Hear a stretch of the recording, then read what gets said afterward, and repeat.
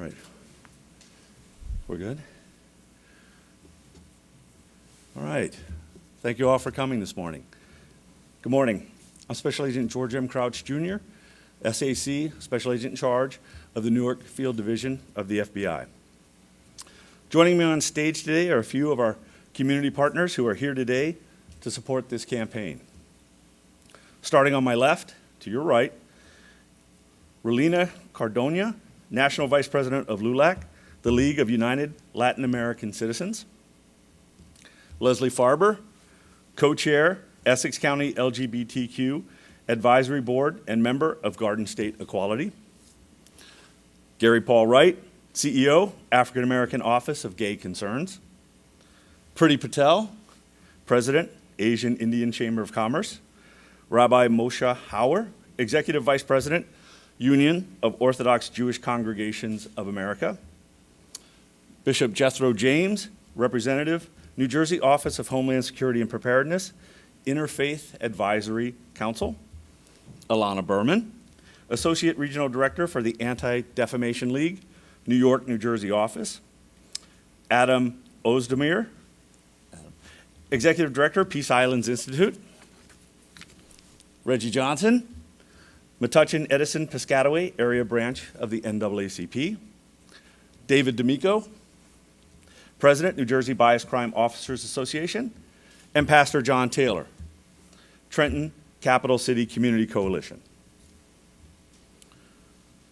Civil rights are part of the fabric of our country. They are legal protections, some stretching back more than half a century, that provide, among other things, freedom from discrimination based on a person's race, religion, gender or gender identity, physical limitation, national origin, or sexual orientation. And just as the United States is the greatest melting pot in the world, New Jersey is one of its most diverse states.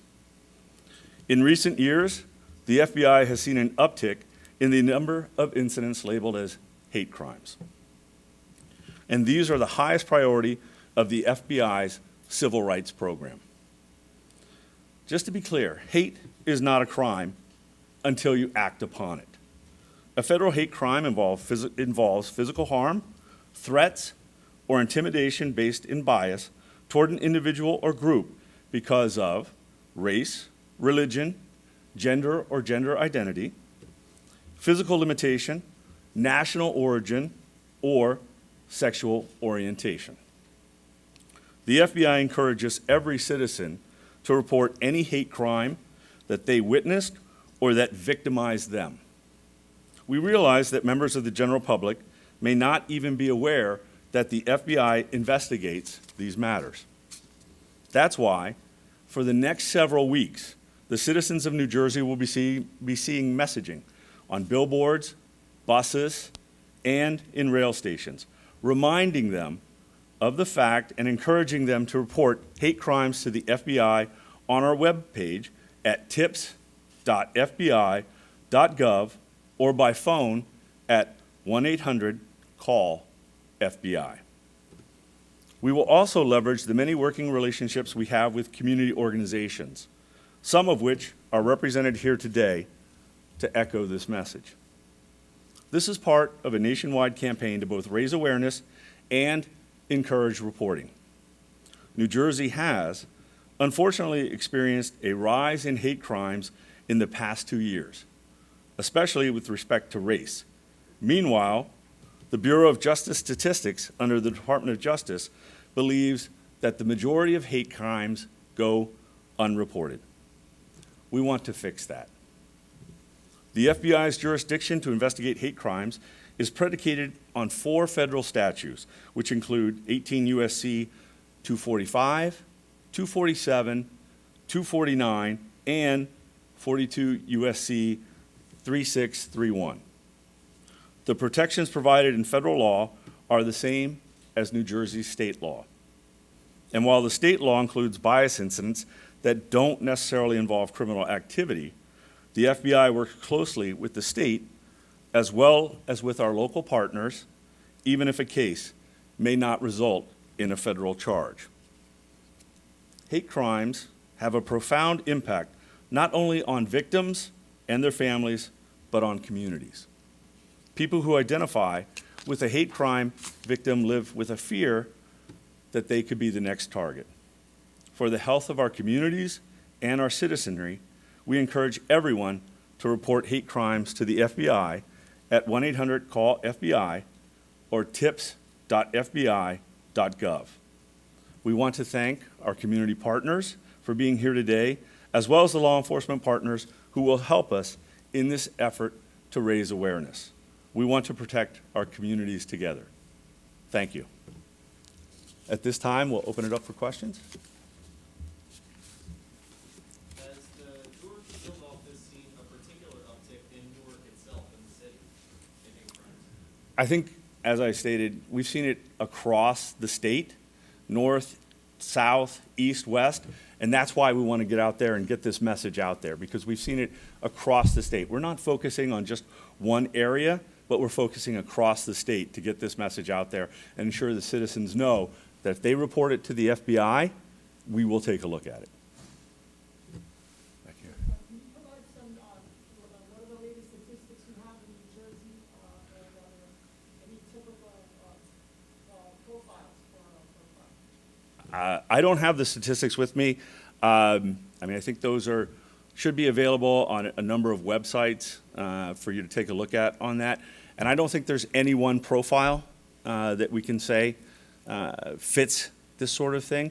I mean, I think this cuts across the entire spectrum. If I may follow up? Yep. Just because we saw, particularly the Jewish community there were several incidents just before the pandemic.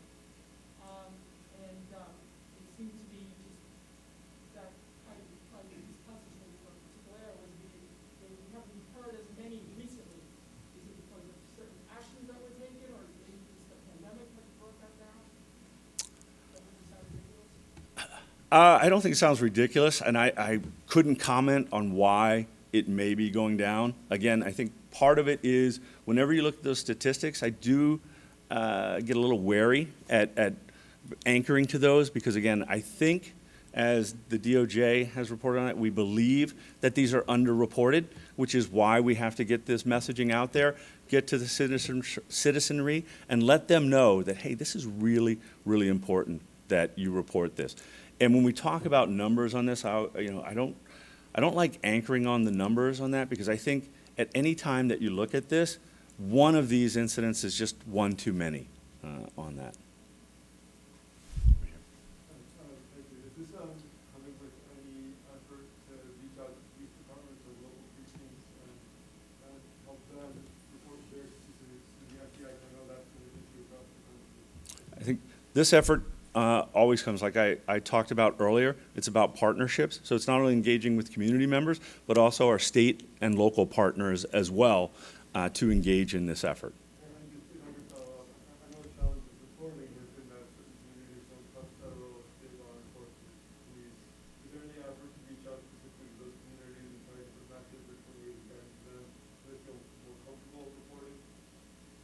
Yes, and I think that's why you see so many of the community members up here right now is partnering with the community members that we have to engage in that so that they can take that messaging out as well to their communities to overcome any of those barriers to reporting on that. I don't know if anyone would like to talk about that at all. Come on, I would just say, come on up. I would just say to that point, the FBI has done a great job in listening to stakeholders on different translations, different needed translations to reach some of those populations, and even listening to feedback on the quality of those translations in order to effectively connect with those different groups that you're referring to. Translators can sometimes be more academic than actual colloquial language. So making sure that they are communicating effectively with those groups in the way that would effectively connect with them. I'm sorry, could you remind us what your name is? Yeah. And also, could maybe you speak for the different representatives here today? How important is it to have these community leaders go into their areas and really talk to people the way people talk? You know, it's great to have a press conference. It's great to hear from the acting head of the FBI in New Jersey that this is a top priority.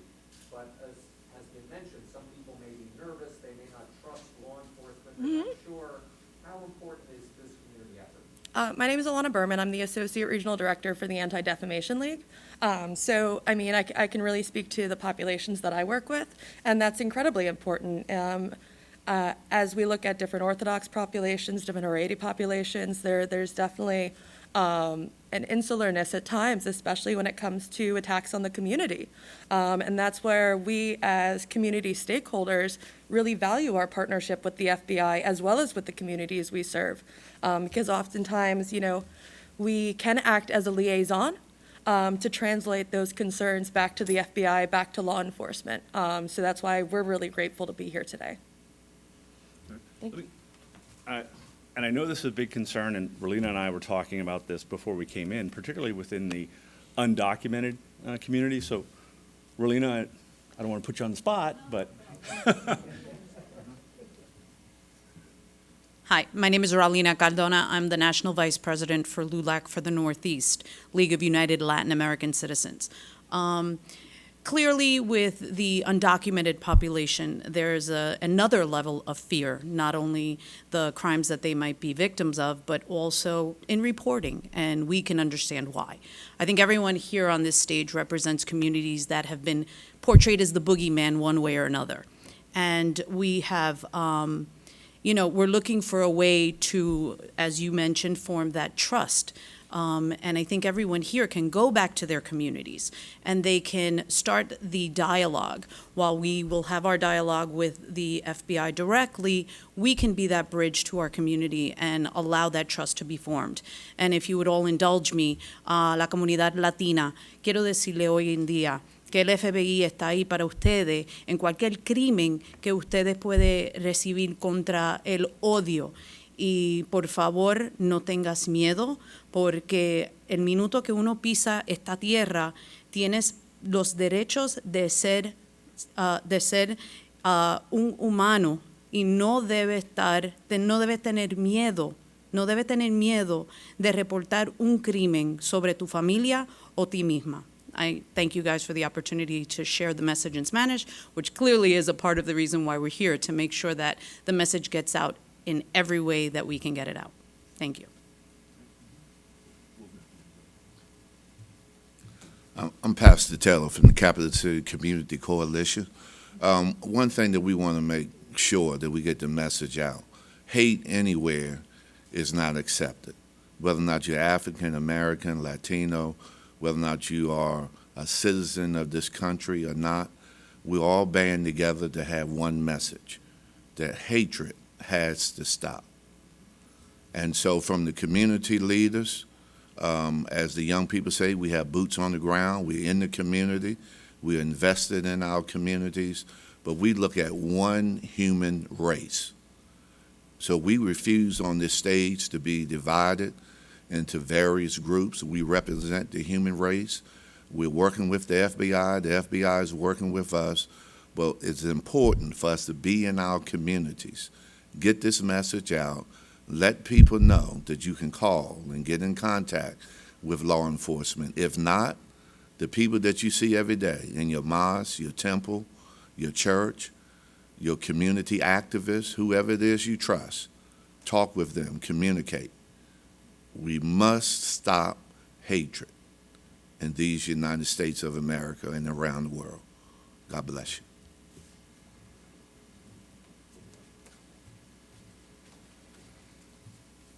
Good morning. I am Bishop Jethro James. I am a founding member of the Homeland Security faith-based community. It started out with 4 faith-based leaders. We now have over 3,500 in the state of New Jersey, all faiths, regardless of how you believe. And we found out that working together works better than working separately. This message is important because most communities, wherever they come from, trust their faith leaders. And so we're saying, trust us, and we trust the FBI and all law enforcement. And they're working together with their community partners, whether it's Homeland Security, whether it's the FBI, whether it's the New Jersey State Police, or local police departments. We encourage you, talk to somebody. Don't try to figure it out, have I been mistreated? That's the FBI's job. That's Homeland Security job. Please report. God bless you.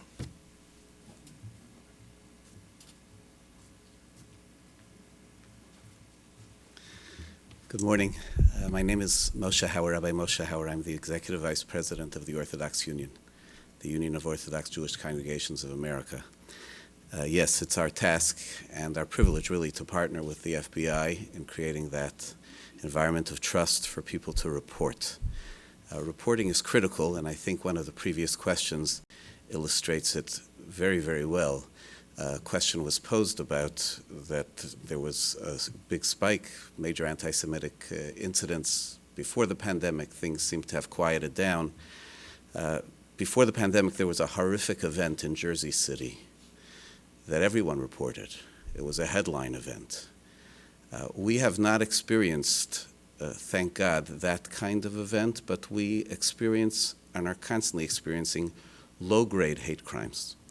The kinds that go underreported by the press, and the kinds that go underreported by the victims of those crimes, because they sort of get used to them, and they expect to face those kinds of things, and they make it part of the normal. And part of the critical task here of reporting to the FBI, of reporting these crimes, is so that they get the attention they deserve, so that the tolerance for hate, which has become a little bit a part, unfortunately, sadly, of our community fabric, just go way down. And that through reporting, we give the constant drip of hate crimes that are unfortunately present in our communities the attention they deserve and the response that they need so that they will be stopped.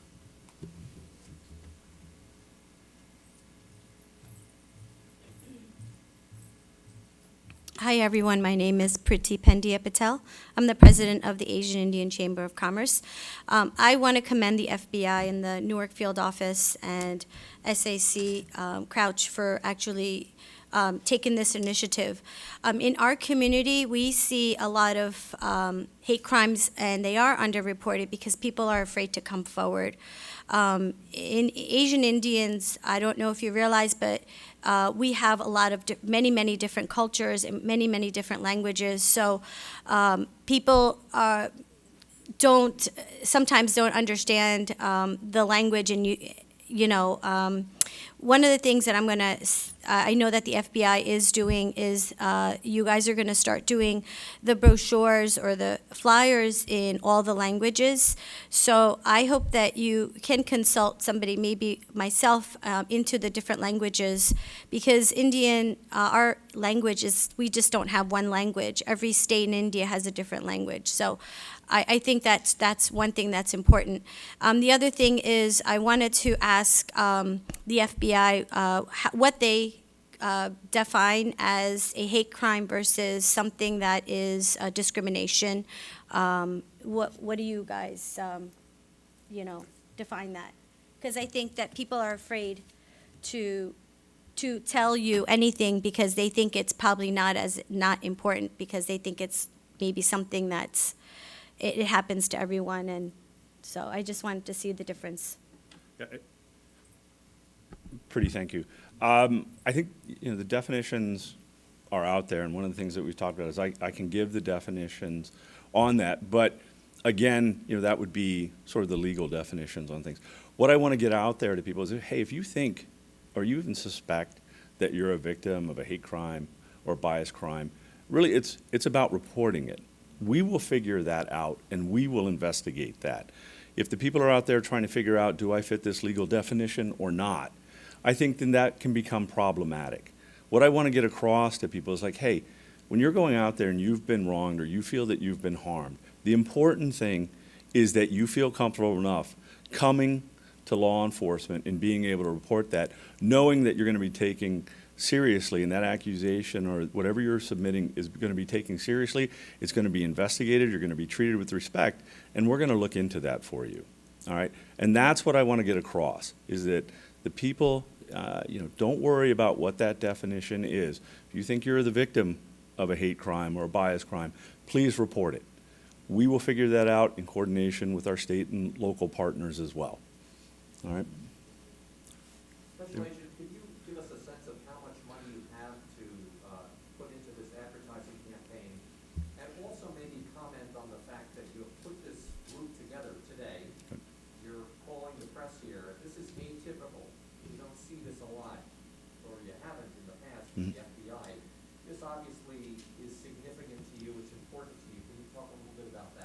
Sure. On the first question, relative to the amount of money that we're spending approximately $50,000 just here in Newark on this campaign on that, which is, for us, that's a lot of money, and it signifies just how important it is to us.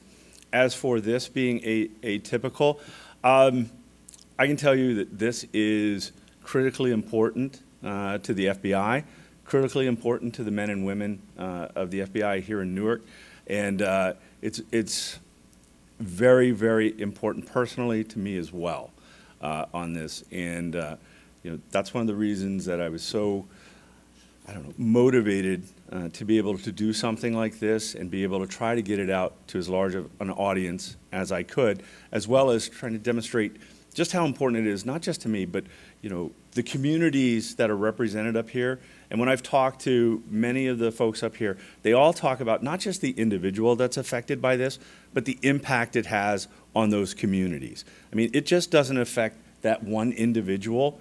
It affects multiple people on that. And I keep, trying to get across that, how would that be, when that affects my family, and not just my family, but all those people who just want to live their lives in that lived experience just the way that they want. And for some reason, they live in fear of being able to be their authentic self. And we just can't have that today.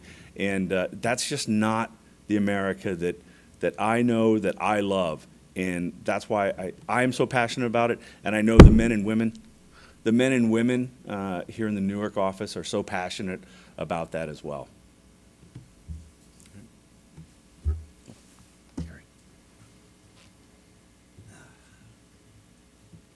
Good morning. My name is Gary Paul Wright. I'm the Executive Director and founder of the African American Office of Gay Concerns here in Newark. And I just want to say how pleased I am to be invited to something like this. We had a meeting last week, and I got to tell you, the gay community is the LGBTQ community. We face homophobia, transphobia, like almost every day of our lives. So the fact that the FBI is partnering with us, to bring some of our issues up front, that's a beautiful thing. Recently, we had 2 cases in Maplewood and South Orange where people were being harassed, their families were being harassed, and they called my office, and I'm like, well, what can I do? And I'm like, I'm not a law enforcement person. But I was able to hook them up with other people with the local jurisdictions and council people. But the fact that the FBI is now on our side, and they always have been, but nobody knows this. This is going to make us feel a little safer, especially for black women and trans women of color. I mean, statistics are showing us that they are the most discriminated and hated group around here, and they don't know who to turn to. So, we put it on our Facebook pages and things like that, and just saying, if you feel like you've been a victim of a crime, you've got to report it. People will be there to help you. And like somebody just said, there was some mistrust with the FBI. It's going to be there. It's going to always be there. But the fact that groups like us, if we continue to say, folks, we count in this city, I think it's going to make us all feel just a little bit better, and we're going to all sleep just a little bit better at night. So I thank everybody for being here, thanking all these people for being here, and let's stop hate, as everybody else said. God bless.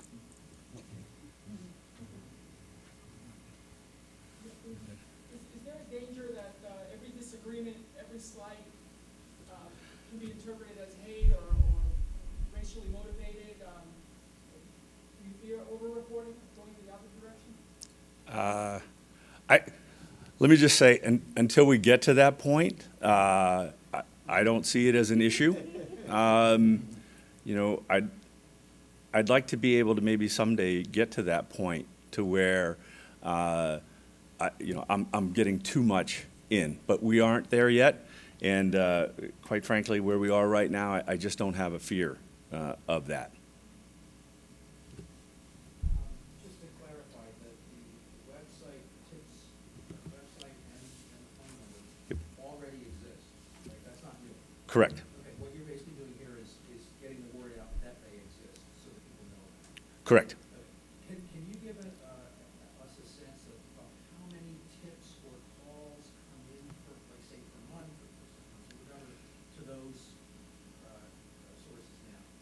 I don't have that information. Maybe we can get that to you later. Is this what the ID will look like, the website? Correct.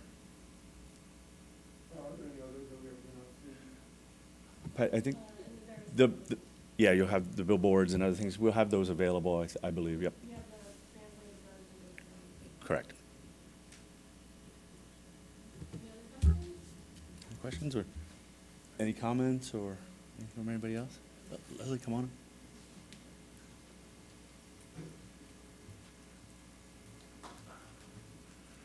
Hi, my name is Leslie Farber. I'm an attorney in private practice, also co-chair of the Essex County LGBTQ Advisory Board, which advises the county executive. And over the years I've been in practice, I've noticed that, it's great that we have fairly new laws put in place with either by statutes, state level, federal level, state and federal court decisions that are generally pretty favorable to the LGBT community as well as other racially diverse communities.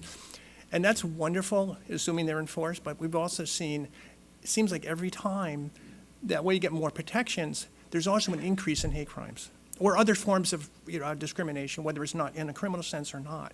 And that is something we're concerned about, so that's why it's even more important that this stuff needs to get reported.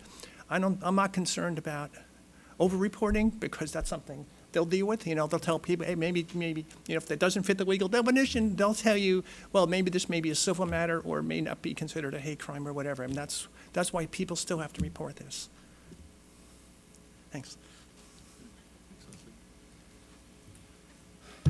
Okay. Anybody else? No? All right.